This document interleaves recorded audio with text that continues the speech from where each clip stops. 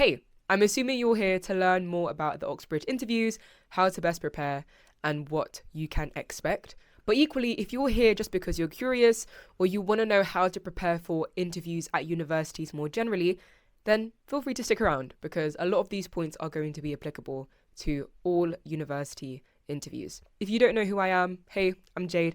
I'm a second year philosopher here at St. John's College at the University of Cambridge, and it's safe to say that I've had my fair time of preparation for the interview, and so hopefully these 5 tips on this sticky note right here is going to help you with the next few weeks as you prepare. The way this is going to work is the video is going to be split into 3 different parts. Number 1, what exactly is a university interview?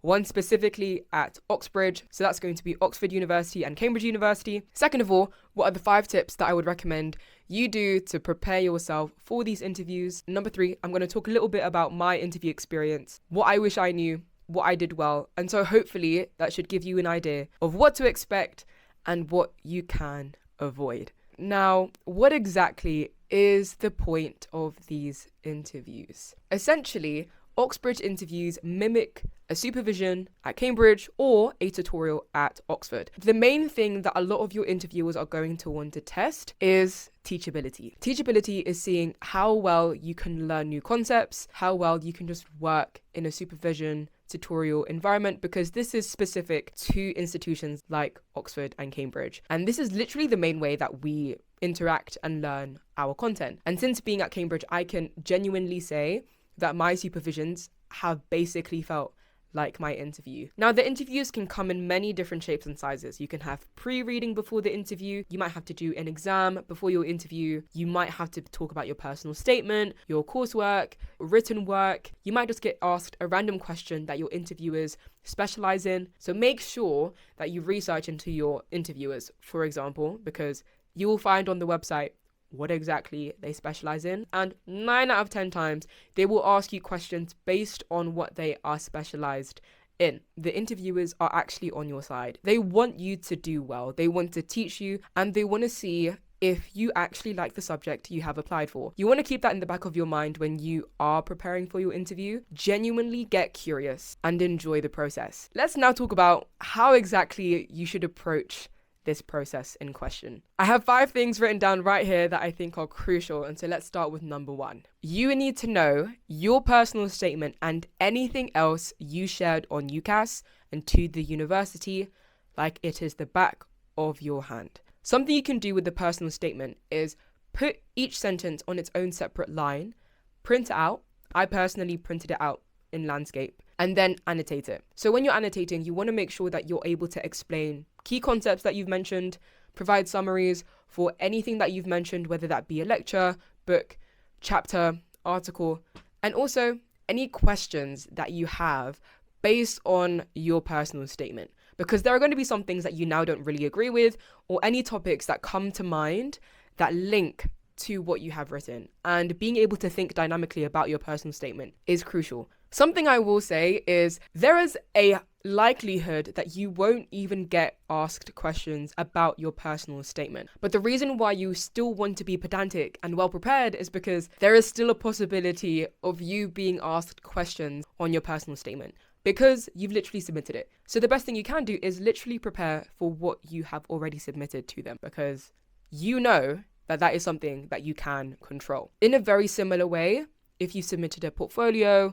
examples of written work, your second personal statement, make sure that you can talk about these well. Especially, for example, with architects, if you've submitted a portfolio, expect that you'd have to take them through what is in your portfolio, why everything links, and building a story. And taking a step back, I think story building is so important, because it's not only a skill that is going to be really crucial for any interview in general, but also it forces you to understand why you're applying for this particular course in the first place. And so make sure that you have a good understanding of your motivations, and hopefully the things that you have submitted will substantiate why exactly you are studying the degree that you have applied to do. Now, the second thing you need to do is you need to be obsessed with why.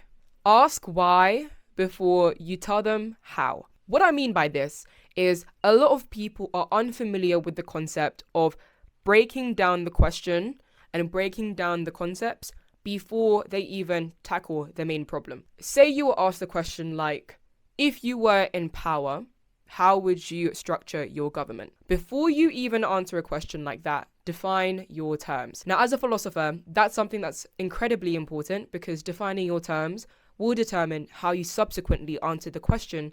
But equally, if you were doing something like maths, computer science, biology, you still need to be able to have that same skill of questioning why these certain terms are being asked, what their relationship is in the context of this question, and also how that will influence your answer. Because when you're thinking about functions or when you're given a completely new formula, the relationship between different variables is definitely going to impact the rest of the interview. You can have an entire part of your interview, or an entire interview really, literally dissecting one formula, one logical structure. And so it's really important that you start with definitions. And so with that, you're asking yourself why this makes sense, and you're asking yourself why you think this way.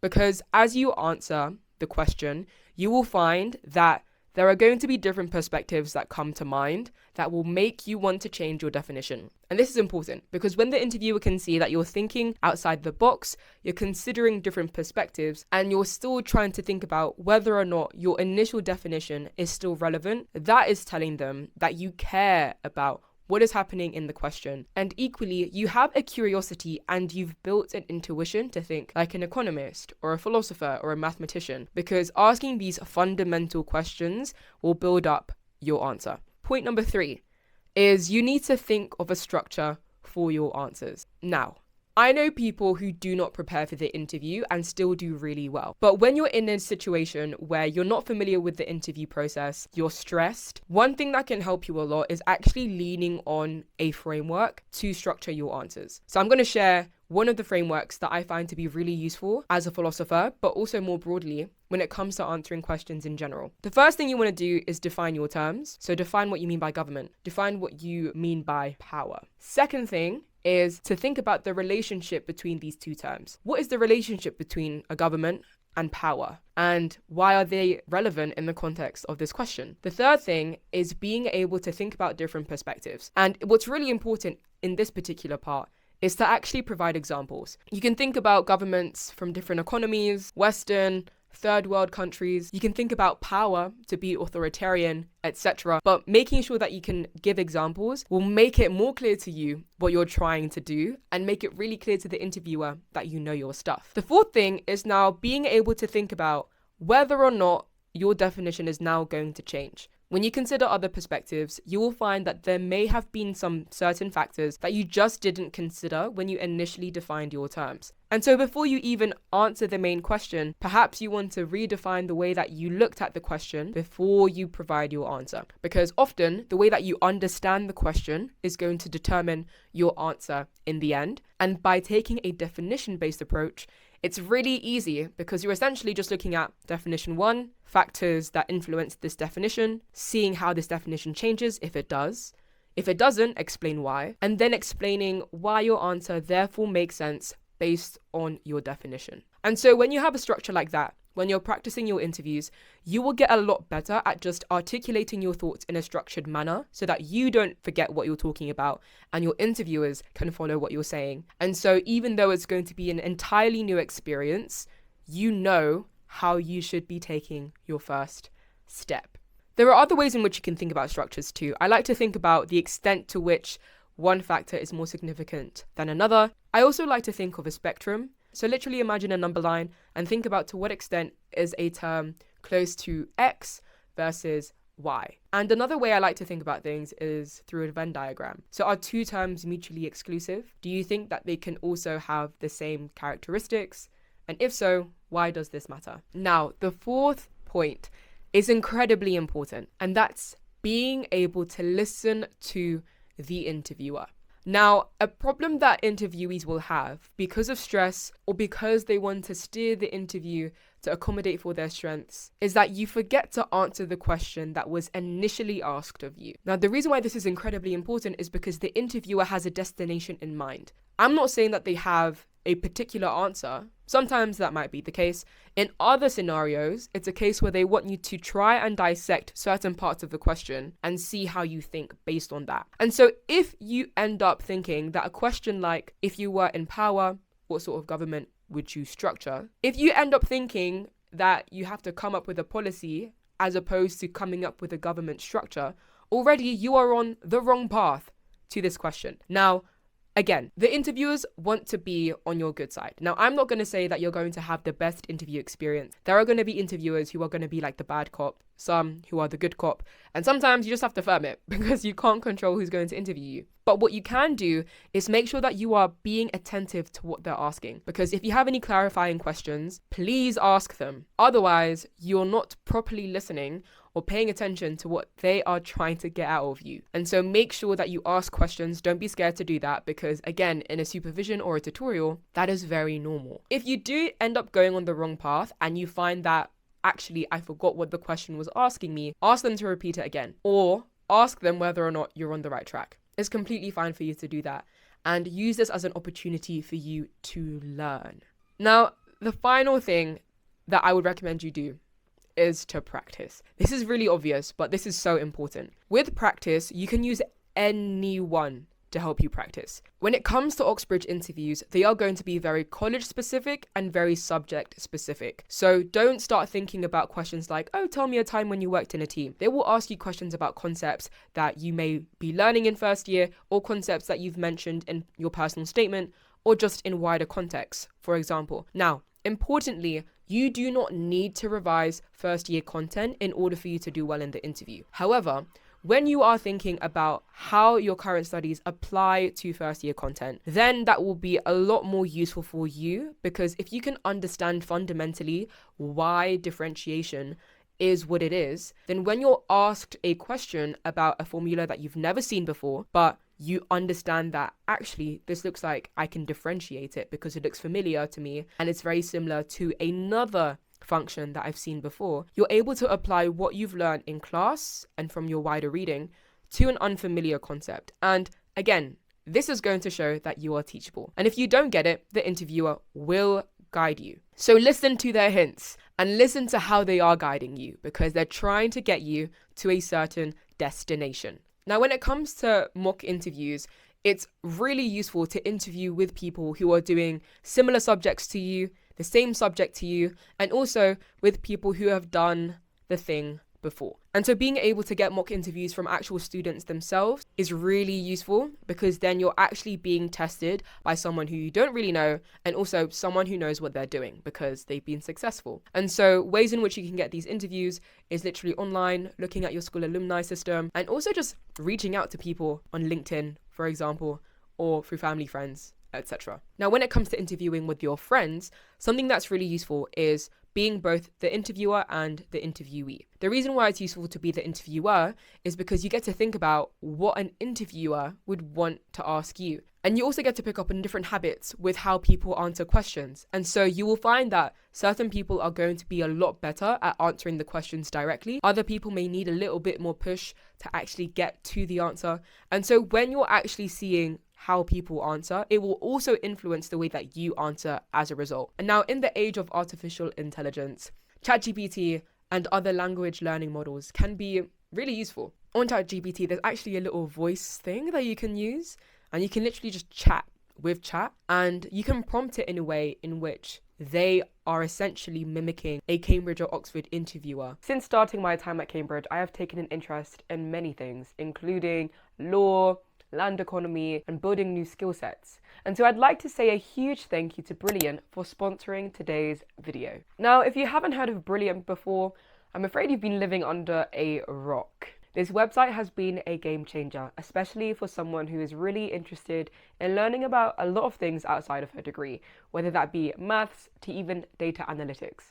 One thing I love about Brilliant is its gamified way of teaching, and this has been proven to help you learn 6 times faster than a regular lecture would. And as someone who has been to many, I can tell you that I have definitely felt that difference. Brilliant encourages you to develop your critical thinking, problem-solving skills, all of which are critical as a student and beyond. I have recently been completing some of their lessons in data analytics, and when they say that they're suitable for all learners, they are not lying. Now, if you're a lifelong learner like myself, or are just really interested in building up a new skill, you can try everything that Brilliant has to offer for free. Feel free to visit the website on the screen. It will also be in the description below, or just scan the QR code just up here, and that will take you right where you need to go. And wait, this will also give you an opportunity to get 20% off an annual subscription with Brilliant. A massive thank you again to Brilliant for sponsoring today's video. Let's get back to it. Now, let's talk about my experience. I really enjoyed my interviews. Obviously, I can't say what exactly I was asked in my interview, but overall, I think I did a lot of preparation to the point where if they asked me questions about my personal statement, I could answer them. And because I did a philosophy exam for Cambridge, I also made sure that I reread the essay that I actually typed so that I could answer those questions. And so literally everything that was submitted to Cambridge, I knew that I would be able to answer questions about those things. When it came to practice, I made sure to get mock interviews with people who were doing philosophy at Cambridge, but also literally interviewing my friends. Literally every day, we would sit down in our common room, so that was our student area, and then we'd literally quiz each other on our personal statements. We would ask each other really difficult questions and make sure that we were being pushed. Before we wrap up this video, I'm going to talk about some other things that I would say would be really useful for you to bear in mind. If your interview is in person or online, make sure that you practice online or in person, or both.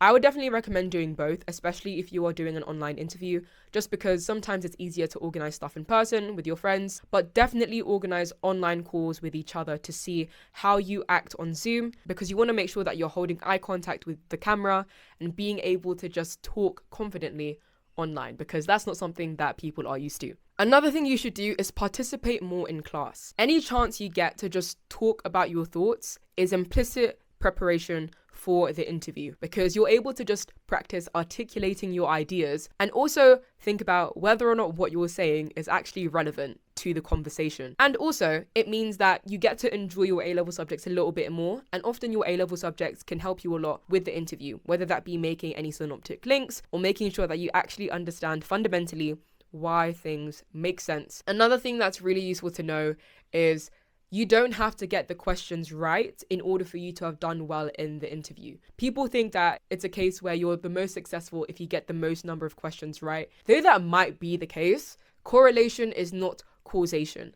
They want to see how you work, how you think, how you can be taught, because some of the things they will be asking you will be things that you've never seen before, and they want to see how you think about these new problems. And so what's fundamentally important is your ability to think about new things, structuring your answers, and making sure that you can listen to what they are saying, because they are trying to help you out. If you are a STEM student and you have an online interview, it's really important that you make sure that any iPads or interfaces that you're using to actually write down formulae, etc. in the interview, that you practice using it in your mock interviews when you are practicing on Zoom, just so that you know that it's compatible with your device and you know how to fix any technical difficulties if they do arise. I also really think it's important for you to just enjoy the interview for what it is. This is a once in a lifetime opportunity where you get to speak to actual academics in a subject that you'd find really interesting. And so being able to just think authentically is super important. By that point, once you've done practice and once you've tried articulating your thoughts